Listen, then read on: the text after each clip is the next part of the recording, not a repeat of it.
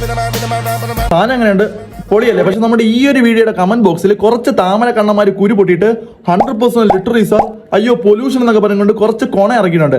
അപ്പൊ ഇത് ആരാണ് നമ്മുടെ കേരളക്കിട്ട് ഇങ്ങനെ മൊത്തത്തിൽ ഉണ്ടാക്കണം എന്ന് അറിയണ്ടേ. അതുകൊണ്ട് ഞാൻ ജസ്റ്റ് ഇവിടെ പ്രൊഫൈലൊക്കെ എടുത്ത് നോക്കിയപ്പോഴാണ് പാൻപേരാഗ് 3 നേരം ദേശീയ ഭക്ഷണമായിട്ട് കഴിക്കണ നോർത്ത് മലബാറങ്ങൾ 100% ലിറ്ററസി എന്നൊക്കെ പറയണ മോമാരുണ്ടല്ലോ, അവന്മാര് ജസ്റ്റ് ഗൂഗിൾ എടുത്തിട്ട് most air polluted States in India ഏതൊക്കെയാണെന്ന് നോക്ക്. അപ്പൊ വരും നിന്റെയൊക്കെ സ്ഥലം ആദ്യം. എന്നിട്ടാണ് അവന്മാര് കേരളയുടെ നെഞ്ചത്തിട്ട് അവര് പറയണേലും കാര്യമുണ്ട് കേട്ടോ. അവരിങ്ങനെ പടക്കമൊന്നും പൊട്ടിക്കില്ല, അവരിങ്ങനെ മാതൃകയാവാൻ വേണ്ടി ഇങ്ങനെ ട്രൈ ആയിക്കൊണ്ടിരിക്കുകയാണ്. ജസ്റ്റ് ആ ദീപാവലി വരുമ്പോൾ 2 ദിവസം ഇങ്ങനെ പടക്കമൊക്കെ പൊട്ടിച്ചിട്ട് ബാക്കിയുള്ളത് ഇങ്ങനെ ചന്തിയിലും കൂടെ തീയിട്ട് പൊട്ടിച്ചിട്ട് ഇന്ത്യ ഫുള്ള് കരിയാക്കിയിട്ടാണ് ഇവിടെ കമന്റ് ബോക്സിൽ വന്നിരുന്ന അവന്മാര് നന്മമരം കളിക്കണം.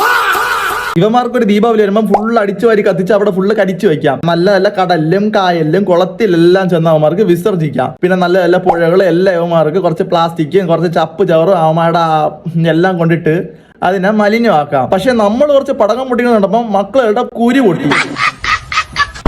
എടാ ശരിയാണ്, അവര് ചെയ്യണത് പൊല്യൂഷൻ എങ്കിൽ നമ്മളും ചെയ്യണത് പൊല്യൂഷൻ തന്നെയാണ്. പക്ഷെ ഇവന്മാര് വന്നിരുന്ന് ഇവിടെ താളം അടിക്കുന്നത് കണ്ടാൽ തോന്നി ഇവന്മാര് വലിയ മറ്റവന്മാരാണെന്ന്.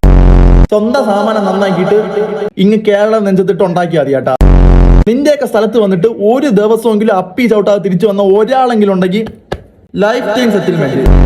ചെവിയും കണ്ടൂടാ കണ്ണും കണ്ടൂടാ ശിവനെ, ഇത് യാത് ജില്ല. ഇത് അവന്മാര് കണ്ടിട്ട് ഇവന്മാര് മനസ്സിലാക്കണമെന്ന് എനിക്ക് ഒരു നിർബന്ധമില്ല. ഇത് എനിക്കും എന്റെ പിള്ളേർക്കും ഒരു സമാധാനം.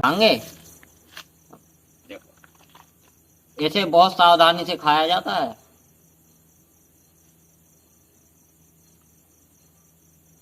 लाइक करें, शेयर करें, सब्सक्राइब